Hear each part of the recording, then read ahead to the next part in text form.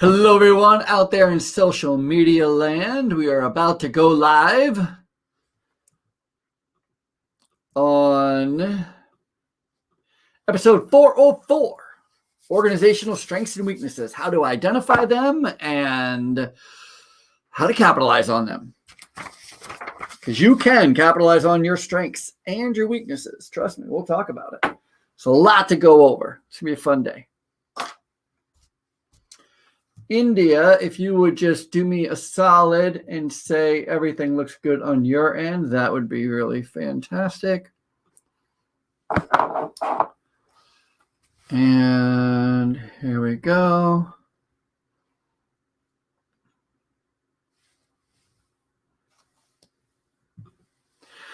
Hello, everyone. Welcome to the Ralph Peterson radio program. I am your host, Ralph Peterson, and I could not be more excited to be talking to you today. Today's show is going to be all about how to identify and capitalize on your organizational strengths and weaknesses. Yes, I'm telling you, you can capitalize on your weaknesses just like you can capitalize on your strengths, not only in business, but also in your own personal life. I remember I was working in sales.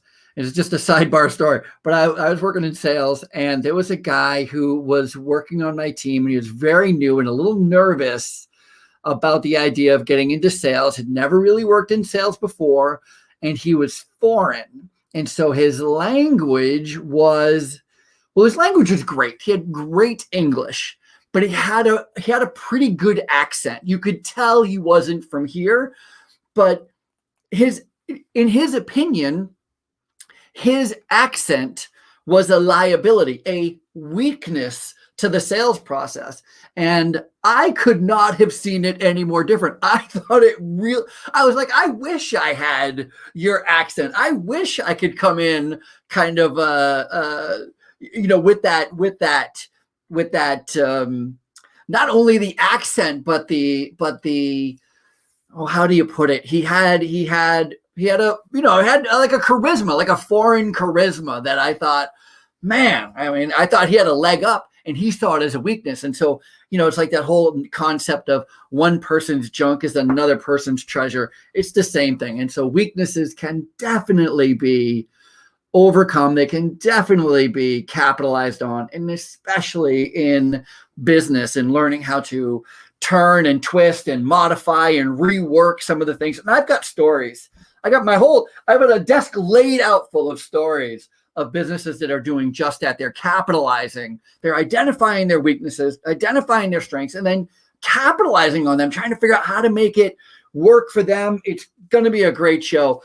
But first, I just want to start this show as I have been starting every show this year. And I want to say, once again, it is 2021. It is not 2020.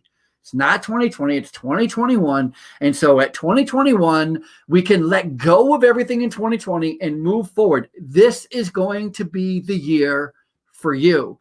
If you don't like the job you have, you can get a better one. There is opportunity. And if there isn't opportunity for you, if you say, hey, listen, this is the job I want, and that job is not here, learn how to either A, create that job. That's why you should be here anyway, learning how to create a business model there. Or two, move to where that job is. And I know that second part is a challenge, but it is a viable option. And it's not just a viable option for you. It's been a viable option forever. You've heard of the gold rush, right? You've heard of the time when everybody just decided to move in one direction to chase gold. That is what I'm talking about. If there's a business, an operation, an opportunity that's in another state, another country, and it's what you've always wanted to do, it makes sense for you and your family, you should go pack up your car and get going. I should also add that my whole idea behind this is to make you happy. Be selfish. Do what's right for you. And by doing so, everybody around you will benefit. I'm going to tell you, when my parents were in a good mood, I benefited. I benefited. They weren't in a good mood because of me. I'd come home and they were in a good mood. When I come home from school, I haven't been there all day. Trust me, I did not have anything to do with their good mood. I come home, they're in a good mood. I have the greatest evening. I have the greatest dinner. I have laughs at the dinner table. It was great for me because my parents were doing something that was good for them. See how that all works? That's why you should be in business for yourself, or at the very least, if you're not in business for yourself, make sure you're doing what it is that you want to be doing, what it is that you are good at doing. I also heard this interesting take on passion. I love the idea that I am doing what I am passionate about. I own a housekeeping management training company, and people are like, oh my God, you're so passionate about it. As if I came out of my mom saying, I can't wait so I'm big enough to be able to run a mop. Listen, the only reason why I'm passionate about housekeeping management and long-term care is because I'm good at it. And the only reason why I'm good at it is because I've been doing it for so long. And so I didn't start out going, this is the greatest, I get to use a housekeeping cart. No, obviously, wow, that's a toilet brush. I can't wait. No, listen, that's not how I started my career in housekeeping. I took the job. I got good at the job. I stayed in the job, even though I wanted to quit 18 million times. I followed that whole rule. Hey, you're going to want to quit, and you can quit. Just don't quit today. Quit tomorrow. And then, of course, tomorrow comes and it's a little better, so I don't quit. But then something happens. So I'm like, I'm going to quit. And I think, okay, don't quit today. Don't lose your cool. Quit tomorrow. And then tomorrow will come to be a little better, and I won't quit. See, that's the rule. You can quit. Just don't quit today. Quit tomorrow. Quit next week. Quit next month. Quit next year. And eventually I got really good at housekeeping. So good, in fact, that I started my own university, online university called the Standard Health and Rehab, if you wanted to go there. And I am passionate about it because I'm passionate about it because I'm good at it, really good at it. I wouldn't be passionate about it otherwise. That's the whole point. So if you are looking to find what you're passionate about, stop. Go back. That's not how you should be doing it. Don't be following your passion. Instead, you should be following the job. You should be getting a job. You should be doing something that you enjoy doing, something that fulfills you, but don't look for like, oh, I'm super passionate about what? What are you? You know what I was passionate about at 18, 20, 25? Nothing. I mean, my girlfriend. I wasn't passionate about work. I'll tell you that. And so be careful with the whole passion thing. I'm saying if you don't have the right education, this is the year to start getting the right education.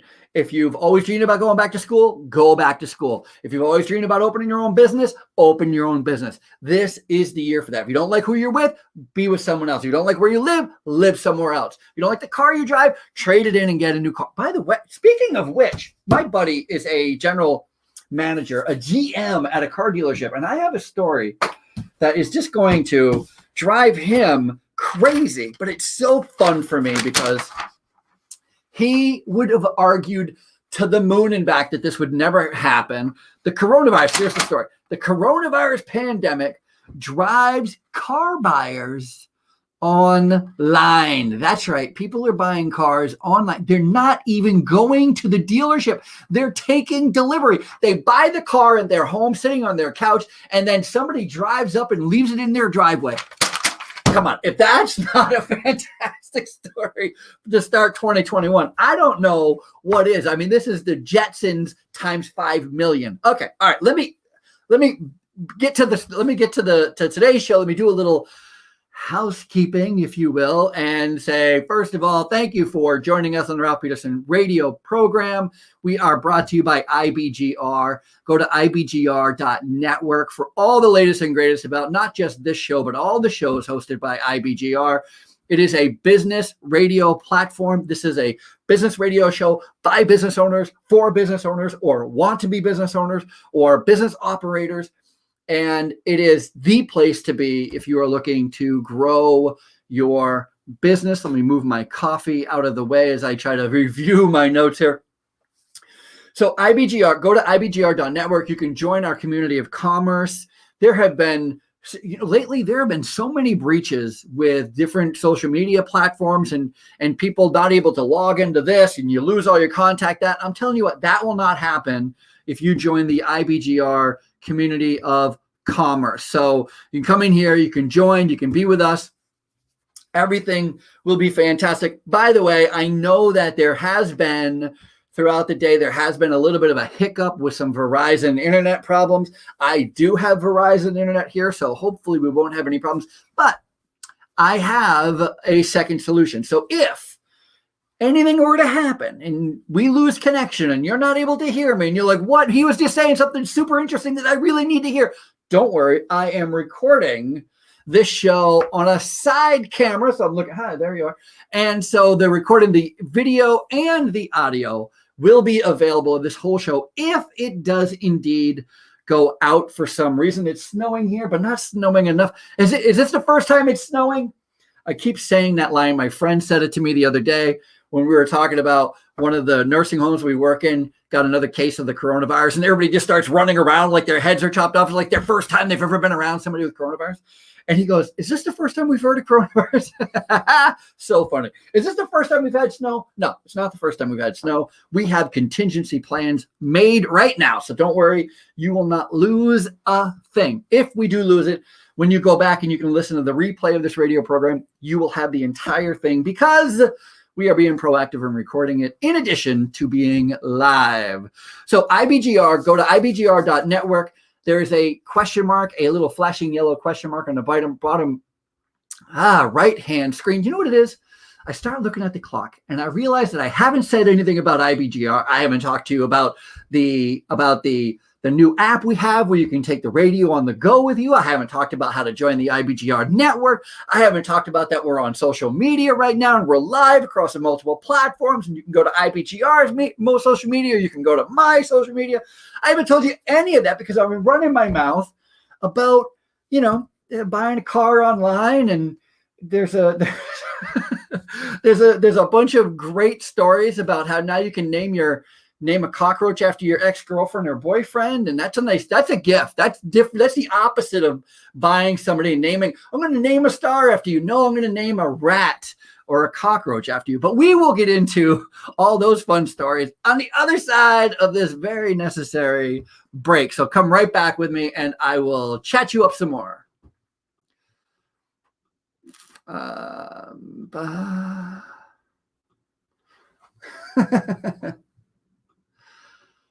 Oh, good. Okay, India, everything looks good on your end as well?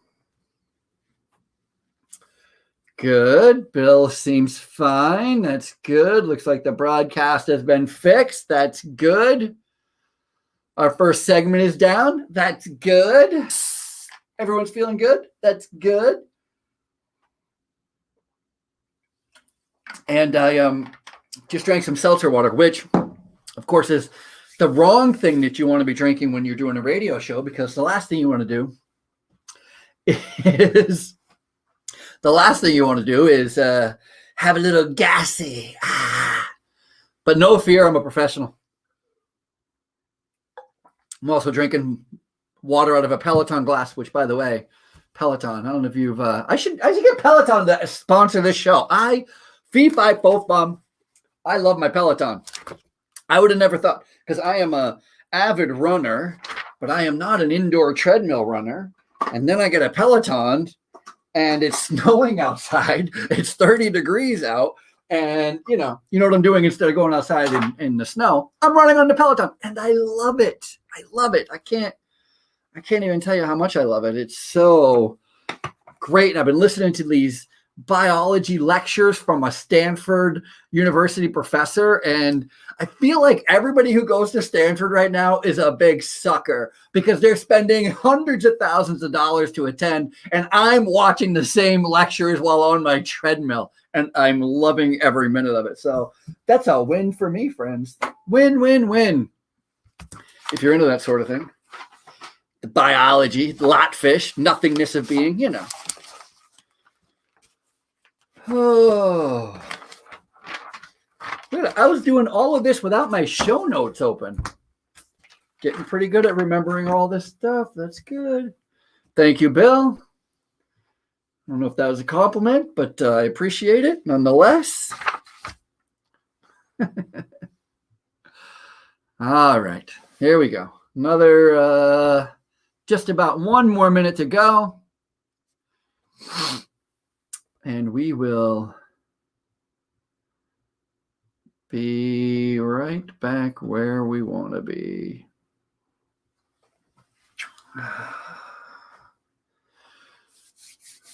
All right. 17. Here we go. To 1:17:30 is the time we come back for those who are interested.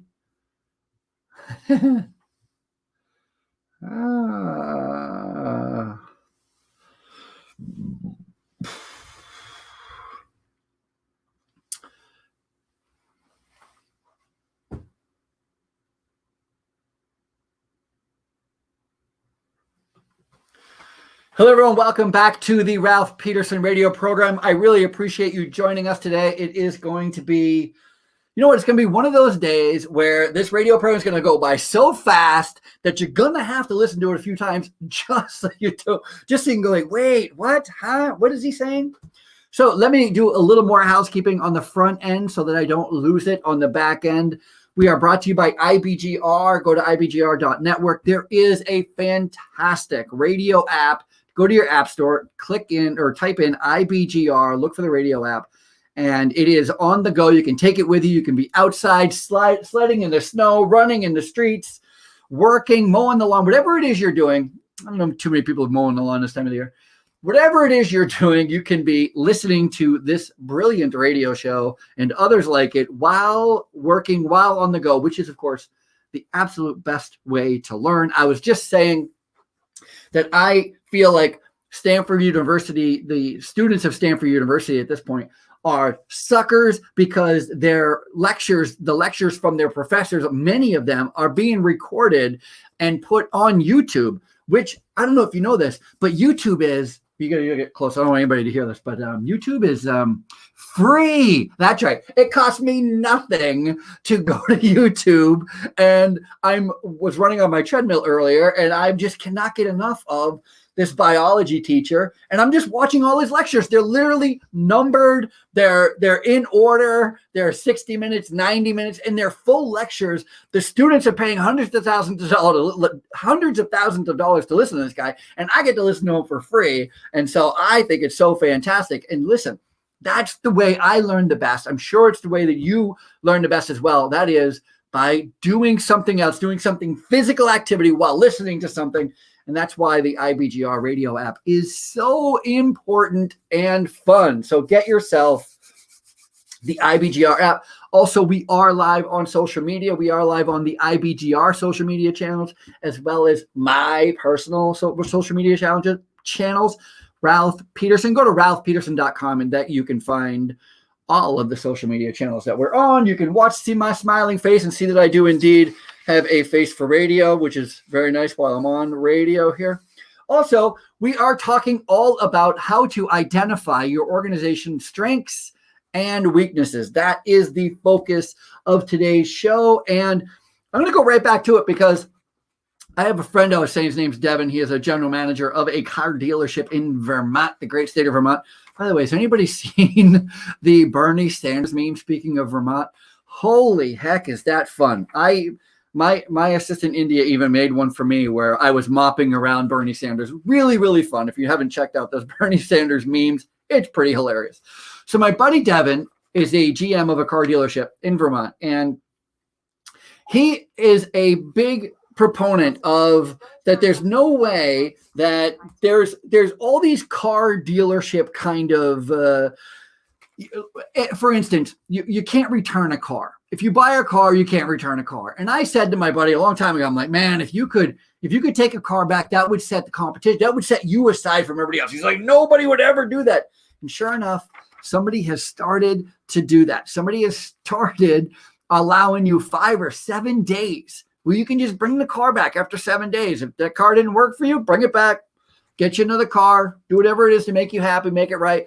That is so fantastic. And my friend, nope, that would never happen. Of course it happened. And now we have people selling cars online. And once again, he's like, people will look at cars online. He was a strong advocate for making websites and car cataloging so that you could go and view cars, but people want to drive the car. They want to see the car. They want to sit in the car. They want to smell the car. They want to look at the car. They want to open the trunk. And so they're not going to buy it sight unseen. Not true. Nowadays, car buying has I'm reading, by the way. Car buying has completely moved online, and now dealers will bring the car to you as a result of the corona pandemic. Dealerships have really responded as people don't feel comfortable coming physically into the showroom. And so instead of that, they are far more comfortable with the features they see online, and they would just rather buy the car and have it delivered. I think that is... See, that is a car dealership that is recognizing that it has weaknesses. What is the weakness here? The weakness is they are losing their customer base because the customer base doesn't feel comfortable going to them. Okay.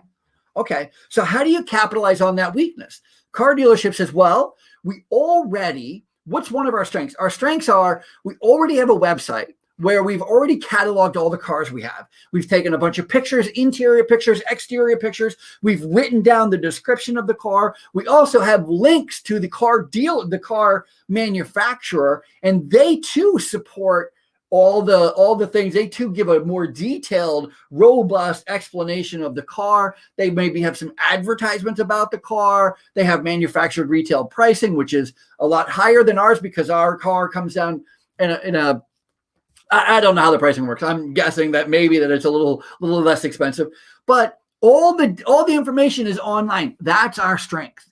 Our weakness is people are not coming to the showroom and looking at cars. Nobody's comfortable with doing that. How do you combine those two? How do you take that strength? All our stuff is online. And how do you take that weakness? Nobody wants to come to the showroom and blend them together to make things right. You add a buy now button. Imagine that. Imagine you just going and saying, hey, listen, you know that detail that we have on the car website? Can we add a buy now button? You're like, what do you mean a buy now button? Like, that vehicle is $39,000. We just press a buy now button. Well, what about the interest rate? And what about the taxes and the registration and the insurance? All right, well, whatever we need to add, go ahead and add that stuff. Boom, boom, boom, boom, boom. Let them buy the car now. How are they going to get the car? That's interesting. Maybe we'll deliver the car to them. Oh my gosh, there is a story. Let me find it in the stack of stuff here. Talk about delivery models. Oh my God, there's a story. Oh, is it? Oh, it's Coca-Cola. It's Coca-Cola. It is Coca-Cola. Is it? It is. Oh my gosh, Coca-Cola. Oh, how I love Coca-Cola. Coca-Cola. No, I don't drink Coca-Cola, but if I did, I would. I'm a big Diet Coke fan. My dad was a Diet Pepsi fan. And as a kid, I grew up always trying to sneak his Diet Pepsi. And so my dad would, threaten to beat you to death if you touched his Diet Pepsi. And so there was always Diet Pepsi. There wasn't anything else to drink, but there was always Diet Pepsi. And then all of us kids, I'm the youngest of four, we would all go in and try to sneak a sip. And as you can imagine, if four people are sneaking a sip of your soda, by the time you get it, there's probably not a lot left. Anyway, my dad was a big Diet Pepsi fan. And from a young age, he really turned me off. I really equated Diet Pepsi with getting a beating. And so I drank Diet Coke. Anyway, doesn't matter. Diet Coke. I know. Sometimes I tell you too much. Doesn't matter. Diet Coke has come out with 2 new flavors, or actually it's options with coffee. So there's Coca-Cola with coffee, which I don't know about you, but I think it sounds amazing because their flavors are, it's available in a dark blend, a vanilla, and a caramel white. All right. Forget the Coca-Cola. Here's the best part of this promotion. The best part is they teamed up with 2 companies. Coca-Cola teamed up with Walmart to carry the new product, and this company called Drone Up, Droneup, Drone Up. Drone Up. And if you live within 1 mile of the Walmart Supercenter that carries this coffee, Coke coffee, whatever it's calling it, they will deliver it to you with a drone. I mean, come on. That's the greatest delivery method ever. Like, I'm telling you right now, I'm interested in trying the Coke coffee. If I could have it flown in on a drone, I would I'd buy it every week just so I can have my neighbors see me getting a drone delivery. That is, come on, there is nothing better than that kind of delivery method. But again, look at what Coke is doing. Coke has a weakness and it has a strength. The strength is their ability to create new products. Can we agree that Coke has a great ability to create new products? I mean, Dasani water, which, by the way, if you don't know, is simply water in a bottle. Dasani water, they don't do anything to it. It's just water. Dasani water, which is a Coke product, is the #1 water sold in America. It's amazing. Coke is really, really good at creating new products, creating new beverage lines anyway. And they recognize they have a problem. What is their problem? Well, not a lot of people are going to all the big box stores, even though Walmart has remained open and the Targets and these big supermarkets, and they've been fairly doing okay. There's still a lot of apprehension for going to a place like Walmart. Grocery store, yes. Walmart, even with a grocery store, is a little bit iffy for some people because there's too big of a crowd. They don't want to go in there. And so in addition to still coming up with new products, which is pretty amazing, they're still developing new products, but then they team up with a delivery mechanism that not only adheres to and supports safety measures or safety issues that their customers may be having, but they also stop interrupting me, Bill. Bill's over there telling me how Diet Pepsi's better.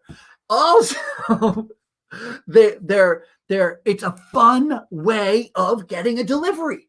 It is super fun. How many people are buying this product just to have it delivered? I'm telling you, with peace and love, I would be one of those people who would buy this product just because it looks fun, just because it looks cool, just because it looks interesting. It would be so fun just to have it flown in. I'd buy anything if I could have it flown in here, anything at all. You just give me that delivery method.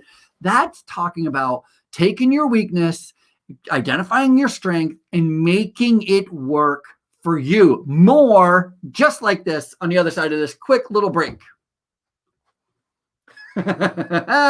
Sorry, Bill. Thank you. I just saw your whole Diet Pepsi.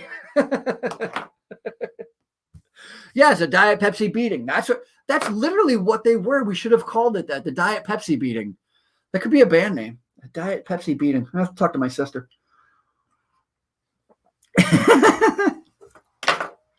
Diet Pepsi beating.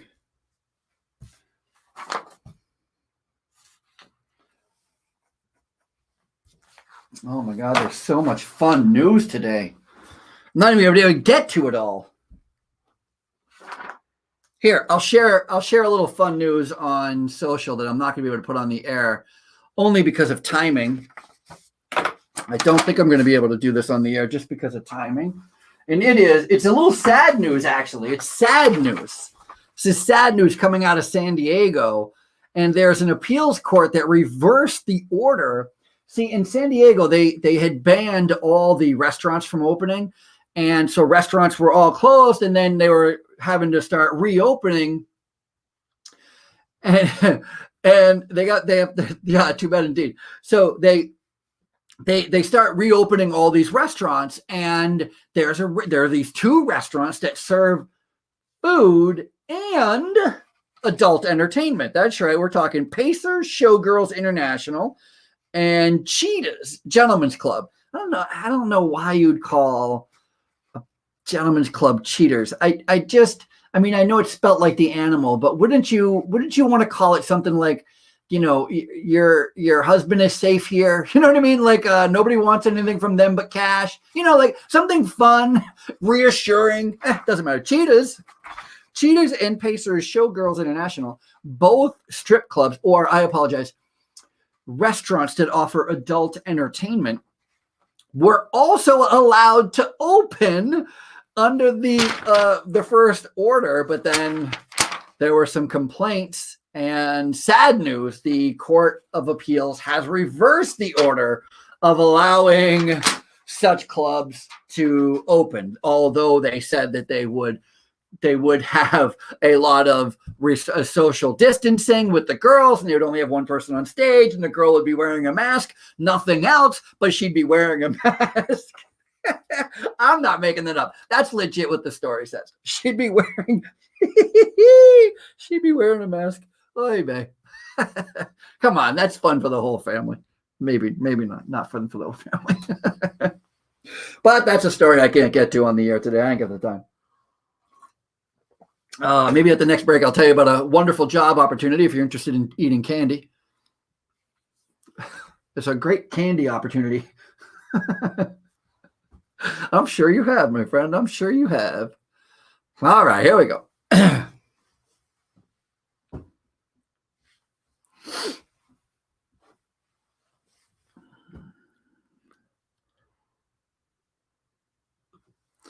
Hello, everyone. Welcome back to the Ralph Peterson radio program. I am so super excited you have decided to stay with us. If you've come here this long, I say stay. Why not? Why not, indeed? There is a lot going on when it comes to businesses right now, trying to figure out how to make the best out of what you can or what you have to offer against all the trials and tribulations that are coming your way. For instance, there's a story on Reuters that the U.S. oil refinery set for the worst earning quarter of the pandemic, meaning oil prices have been down so much that the refineries are just literally getting hammered. And it doesn't look like they're going to have a good first quarter in 2021. It doesn't look like they're going to have a good year. A lot of things are going to have to change for the oil industry to have a good year. And so that's interesting. But now let's back that up from another story about a diesel car maker, diesel engine maker out of France. And these guys specialize in making these very big, complex, humongous diesel engines. And the problem is that with this downturn in the consumer-driven oil industry, the diesel engine company is feeling the pressure. People are not ordering diesel engines. They're certainly not ordering them like they were 2 years ago. I mean, the industry is just crashing and burning. By the way, I think it's really ironic because what they're doing. So before I say by the way, let me just explain exactly what they have decided to do. So this diesel engine making company has decided to pivot. They've identified their weakness. Their weakness is they build diesel engines. And right now, diesel engines are not selling. That's a weakness. It wouldn't be a weakness if they were selling, but they're not selling. So that's a weakness. Here's a strength. They build engines. They have shops and they have know-how. They have intellectual property. They have a workforce that is very skilled. They have buildings and machinery. They have the ability to make engines. So what are they going to do? Now, mind you, they have their strengths, which I just outlined, all these tools and technologies and abilities to make engines, and their weakness, nobody's buying the engines that they make. And so what are they going to do? They just started making electric motors. The world's biggest diesel engine factory in eastern France is undergoing a radical overhaul, says Reuters. It is switching to making electric motors. See, that is a great example of a company taking what they do well against what they don't do or against a problem that's coming up in the market and them pivoting, them turning on their heels, them going, okay, we can still make engines. It's just this kind of engine. We can still keep our employees employed. We can still keep working. We can still make money. We can still be in business. All we have to do is identify what our strengths are and our weaknesses and then mash them together and figure out how to overcome them. What I was going to say is so ironic about it is I can't tell you how many times I go to a hotel. It's always at a hotel. Hotels they're trying to be all inclusive to everybody. And so there's this big push towards electric cars. And so if you have an electric car, you're not going to stay at a hotel unless you can plug in your electric car. And so these hotels are like, how are we going to, what's the cheapest, easiest, fastest way to designate a couple of spots, a couple of parking spots for cars that need electric hookups? And then how do we give them the ability to charge their vehicle? And the cheapest, easiest way to do it, and the way many of these hotels have done it, is with a diesel engine. That's right. They have purchased a diesel engine package where it is a diesel generator with a huge diesel gas tank. And in front of the diesel gas tank and the gas generator are these two charging stations. So if you pull your Tesla car up there, you can turn on the diesel engine and plug in your electric car and get it charged. It seems a little counterintuitive, because the whole point of the electric car is to get rid of the diesel engine, but then you need the diesel engine in order to run the electric car. Maybe it's me. Maybe I'm the one who's missing a large piece here, but the irony, well, maybe I'm the only one seeing the irony. But in this article, the COO of this company, and it's a French company, so forgive me for not even trying to pronounce Tremery. Tremery is the name of the town. Tremery's name, or the company's name. But they say 2021 is going to be a pivotal year. The first real transition towards the world of electric models. A representative for the company said. I'm not going to try. It doesn't matter. Whatever their name is, and I apologize for not being able to pronounce it. But they're saying this is going to be the year of transformation. This is going to be the year for you don't go, oh, woe is me. I can't believe that nobody's buying my product and nobody's buying my service, or it worked so well last year. I can't believe it's not working this year. Listen, identify your strengths, pivot, move on. There's so much opportunity out there. You know what? There's a story when I first read it. It kind of drove me crazy, because it's the kind of thing that I feel like it's very, what is the word? It's, well, here's the story. Budweiser, maybe you've heard it. Budweiser is not going to air Super Bowl ads. Did you hear about this? Budweiser, not only Budweiser, you go further into the story, Coca-Cola not airing Super Bowl ads. Pepsi does the halftime show. Pepsi is not airing Super Bowl ads. Now, why aren't they airing Super Bowl ads? And that, I guess, is where you can fall into the rabbit hole on why they're not doing the Super Bowl ads. I'll tell you why they said they're not. Budweiser says that let me put on my official Budweiser announcer voice. Budweiser won't air Super Bowl ads. We'll use funds for COVID vaccine support instead. In the first time in nearly 4 decades, Budweiser will be foregoing airing its iconic commercials during the Super Bowl. Instead, the brand will donate the money allocated for its yearly commercials to the Ad Council and COVID Collaborative Vaccine Education Initiative, a public health communication campaign, and additional efforts to support vaccine adoption efforts. So when you first hear that Budweiser is not going to do Super Bowl ads, and instead they're going to use their money for COVID vaccines, you go, oh my God, what a great company. In fact, I think one of my favorite parts of these articles is, everybody's able to make comments. You know that, right? Like if you read an article on Yahoo or on Google or on your routers, anything, you can log in, you can write a comment, and people are brutal in their comments. I mean, just brutal. People are like, stop lying. Everybody's down on the NFL. There's all kinds of things. But somebody says, my respect for Bud just went up a notch. Now, if they would also divert some of those funds into making a better beer. Come on. That's the kind of comment you want to wait your whole life for. That's fun. But this is why I don't like. This is why when I first saw the article, when I first read the headline, I kind of got a pit in my stomach. I was like, how gross.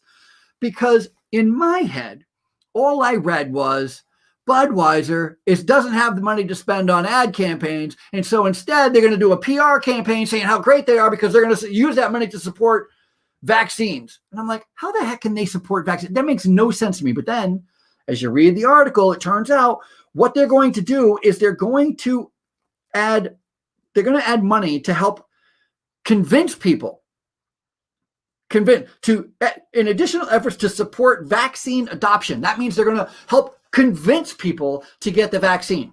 They're going to give money to the ad campaign, the ad council. You know what the ad council is? The ad council is just that. It's simply a place for ads to be written for public service announcements. So, and it could be a public service announcement for anything, including the coronavirus, I guess. But it makes it sound like they're out there. They're going to go out there and actually, you know what? We're going to take 1,000 of our workers and we're going to go out there and we're going to give them the education. And they're going to start lining people up and give free vaccines. No, they're not even giving vaccines to their own employees. That's not what they're doing. They're like, we won't spend the money on the ad campaign. Instead, we'll on the Super Bowl, we'll just donate money in some future time to the ad council. And so I didn't like the way that sounded. However, I found another story about Chipotle. And Chipotle is going to air their first ever Super Bowl ad. And they're going to be highlighting local farmers, which, you know, you can take the local farmer aspect out of it. I don't care about the local farmer aspect. I think that too could be looked at as kind of like this cheesy way of trying to get PR. You know, you're just trying to go, oh, and we're doing it for local farmers. And the truth is Chipotle is doing it for Chipotle, and they should be doing it for Chipotle, because the better Chipotle does, the better the local farmers will do. See, I'm on the same page as them.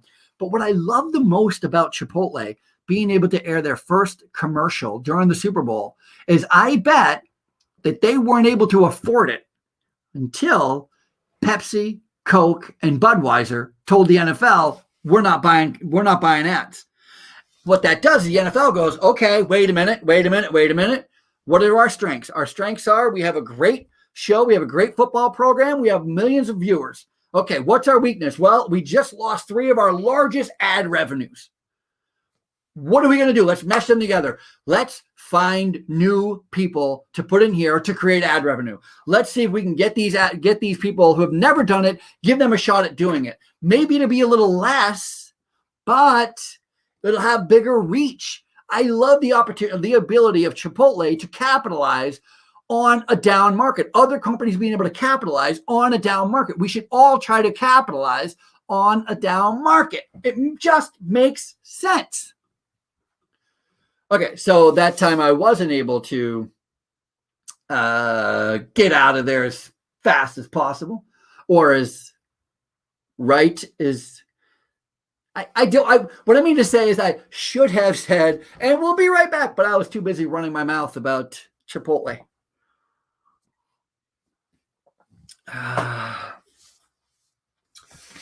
Too busy running my mouth about Chipotle. Oh my gosh. Oh my gosh. This is a good story. That one maybe.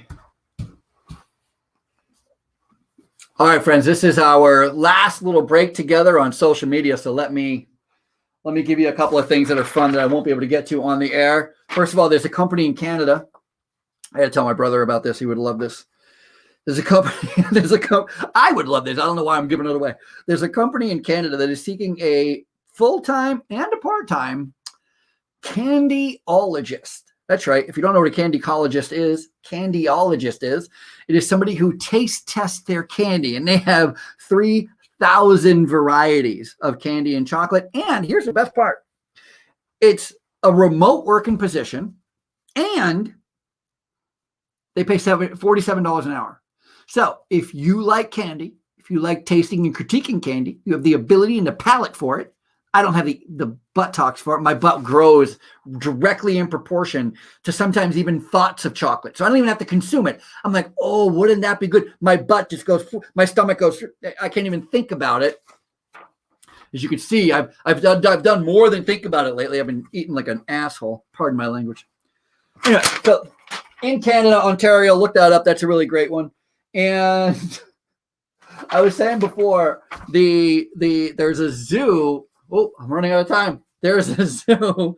Everybody's trying to make money. Everybody's trying to pivot. I'm going to have to talk about that one on the air because I'm going to have to talk about. All right, never mind. I'm going to have to talk about those on the air. Here, I'll give you this one. In the 47. All right, so I got about a minute. Oklahoma. You know what? My whole life, there's been this humongous debate on whether or not there's an actual Bigfoot. Does he exist? My dad went to his grave believing in his heart that there absolutely no question was a Bigfoot. And in Oklahoma, apparently over the years, according to this story, there has been numerous sightings of this mythical being, and nobody's been able to capture it or even photograph it to really any great extent. I know I got to start doing the show. So Oklahoma has you can't make this up, friends. They just established a hunting season. That's right. Now it is legal. You can go get a hunting tag to hunt Bigfoot in Oklahoma. I am not making that up. That is, if there was a Bigfoot, there won't be. Because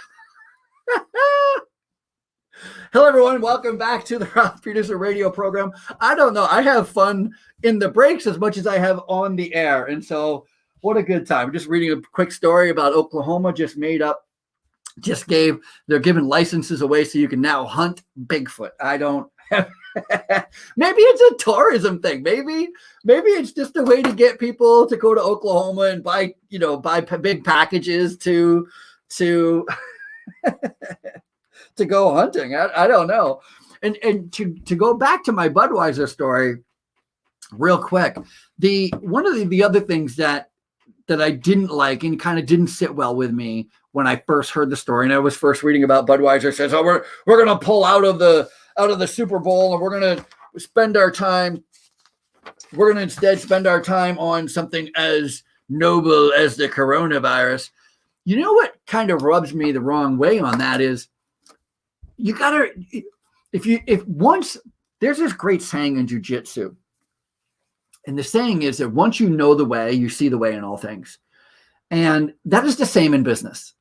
Once you understand business, truly, and once you understand the micro business, once you just understand it at its micro level, you see business in everything. You see somebody doing anything, a shoe shine, a grocery store, a gas station. You just immediately can see the business model. See it. And once you start understanding business and understanding business models, you can't unsee them. I mean, you just see them everywhere. And so when I saw this Budweiser thing, they're all like, "Oh, we're not going to spend money on some frivolous ad." That frivolous ad was employing thousands of people. Thousands and thousands of people are employed when these ad agencies get these jobs. These ad agencies are important to a lot of communities. I live right next to New York City. There's no bigger place for ad agencies than New York City. And these ad agencies, you know what they do? You know what these people who work at ad agencies do? They take cabs, Ubers, they eat, they order in, they go out, they grocery shop, they shop at the stores, they take the transit, they spend money, they bring money in, they spend money in the community. And that's what, when Budweiser's like, "We're going to spend it on a more noble cause." What more noble cause? Are you saying the mom and pop grocery store is not a noble cause? They are a noble cause. Are you saying that the Uber drivers and the taxis are not? I mean, come on. When you start looking at business models and you start going, somebody saying, "Hey, I'm not going to do business over there anymore because what? Because you don't like those people?" Like, it doesn't even make sense to me. I remember a while back, I saw an ad, a posting on LinkedIn where somebody had taken a picture of a Hummer, and the caption under the Hummer was, the guy was like, "Do you know how many homeless people could be fed with this with the price it costs for this Hummer?" And somebody, I don't remember who it was who came back with the retort. It might have been Grant Cardone, which, by the way, I didn't even get to talk about Grant Cardone today. Oh my gosh. I've been watching this new show called Undercover Billionaire, and it's on Discovery. If you haven't watched it, go watch it. It's the second season's up now, but it's only 2 shows are out. Undercover Billionaire. The first whole season is up. It is fantastic. If you want to learn about business, you want to learn about flipping cars and houses and what can go wrong and how to pivot and turn on a dime and understand the market. I mean, this guy, Holy heck, what a great show, Undercover Billionaire. But I think it was Grant Cardone, somebody who commented on this picture of the Hummer and said, do you have any idea how many thousands of businesses were started because that Hummer was sold? Because that Hummer was developed? Because somebody decided to build that Hummer? I mean, the people who make plastics, the people who feed people who make plastics, the people who transport people who make plastics, the people who make fabric, the people who make engine parts, people who make fan parts and belt parts and glass. And, I mean, you name all the components that go into a Hummer. To disrespect the Hummer is to disrespect and say those thousands of jobs weren't necessary. You could have fed thousands of homeless people. No, you couldn't have. First of all, how doubtful that you could. How do you even put that together if you don't have the business sense anyway? It just drives me crazy. But I do love that when one company, big company, or when there's a downturn in the economy, there are winners and losers. And so Chipotle and companies like Chipotle was able to, for the first time ever, they're going to be able to do their own commercial and Super Bowl commercial. And I say good for them.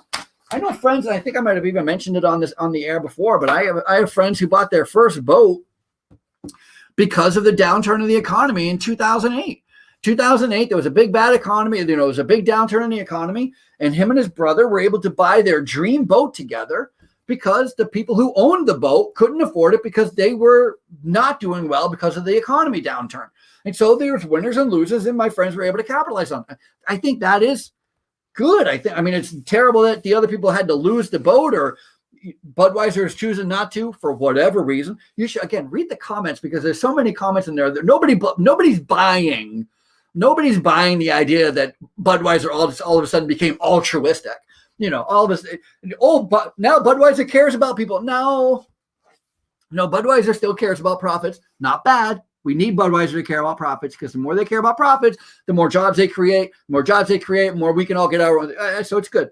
Not downplaying that, but it's just funny that they're trying to push this altruistic motion or theme that they're pushing out there. And a lot of people aren't buying it. A lot of people are saying it's all BS. A lot of people are saying it's because of the NFL.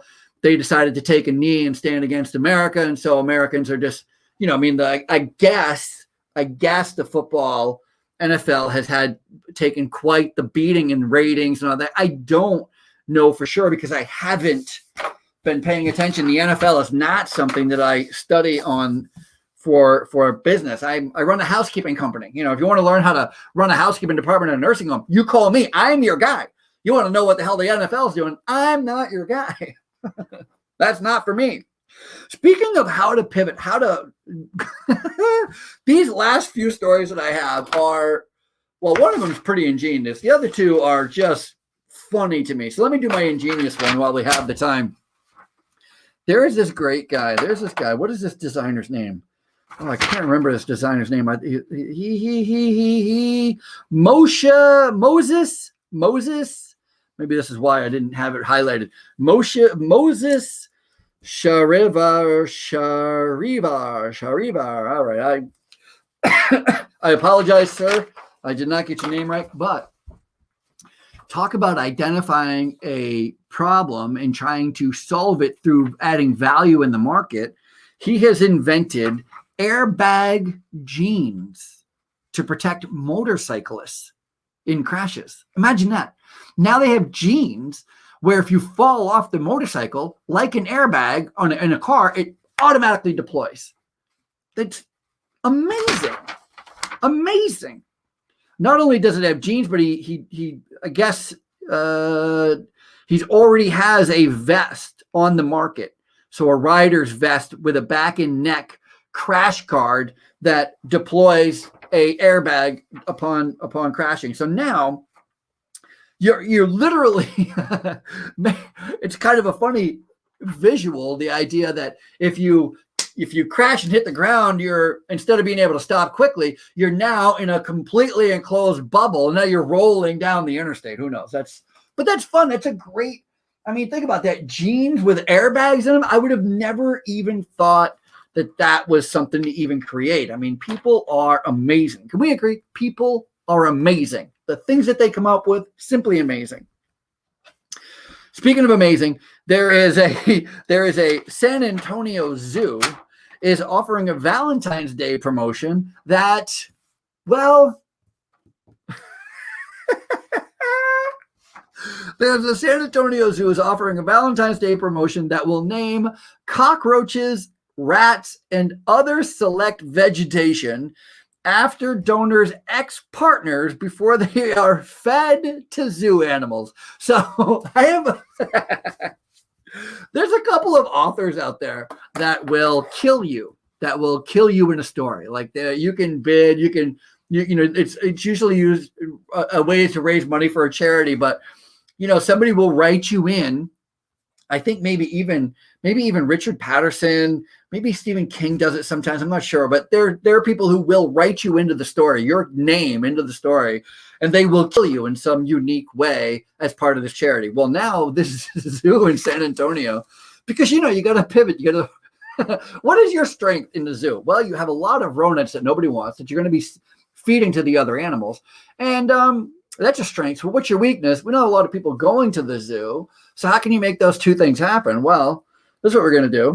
For all of those who don't have a Valentine or did have prior to Valentine, now you can go to the zoo. You can make a donation for as little as $5. And with that $5 or more, depending on your donation, you can name an animal, a roach or a rat or some vegetation after your ex-girlfriend or boyfriend or husband or wife or whatever. And they will give that rat the name and then feed it to the boa constrictor. So that's fun for the whole family. That's one. We have time for one more quick one before we get out of here. Thank you all again for joining me here on the Ralph Peterson radio program. And again, if you like this show, please tell everyone about it. And if you would like to, you can listen to it again. Go to RalphPetersonRadioShow.com, RalphPetersonPodcast.com. IBGR has a podcast. All right, let me get to the story before I get out of time. Southwest has banned emotional support animals. And I'm going to tell you, I am not surprised. I'm not surprised because of the list of emotional support animals that people tried to bring on Southwest Airlines. Here we go. I'm going to give you the quick list. Mini horses. That's right. Wait, I got to tell you the reason. People want these animals because of depression, anxiety, and post-traumatic stress disorder. So they said they needed mini horses, ferrets, potbelly pigs, parrots, and even boa constrictors, that is snakes, to ride on the airplane with them. Finally, Southwest has enough and says, no more. It's either dogs or nothing going forward. That's it. Have a fantastic week, everyone. I will see you next week here, and don't be anywhere else. Have a safe week. All right, that's it for me. The radio show is over. I'm exhausted. Thank you, everybody, for hanging out and checking this out. And scene.